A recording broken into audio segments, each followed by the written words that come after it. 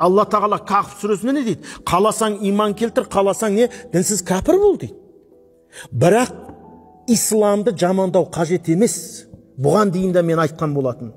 Егер сенің тіпті қазір қазаққа жанашығыш болып, бір ұлттық құндылығымызды қолдағыш болып, бір тілімізді, мәдениетімізді қолдағыш болып, жаңағы исламды қаралағысы кеп жүрген адамдар бар да, бұл арабтікі деген секілді.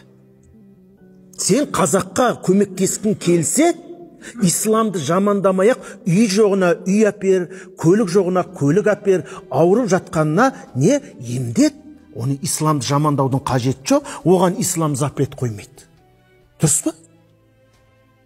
Егер қазақтың салтын қолдағың келсе, сен қолда. Арақ ішпе, атаңнан қалған ас емес.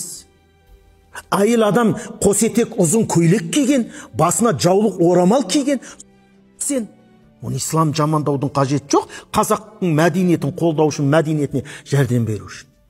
Демек, олар исламды жамандап қазаққа жанашығысы кеп тұрма, мені бұл өтірік нәрсе, біліп алыңыздар. Демек, олардың артында өздерінің бір көздеген ойлары бар. Жаңағыдай, біз тәңір дінін ұстанғанбыз дейді. Білмеймін менің нешінші атамның тәңірші болған. Бірақ мен тошына білем, 7 атамның мұсылман болған. Енді мен айдаладағы бір атамды қумалап қайтем, егер өзімнің әкемнің әкесінің әкесі, ата-бабам мұсылман болып тұрған болса, мен не үшін ол мұсылмандықтан бас тартуым керек? Не үшін мен 7 ата жайды, 12 атамды тастап, 30-шы, 40-шы атамның ұстанғанын ұстануым керек мен?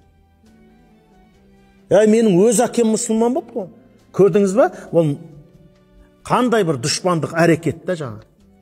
Саған кеп айтады, сенің анау мұсылман болған 12 атаңнан бас тартта 20-шы, 30-шы атаңды ұстан дейді. Мысал келтіріп отырмын.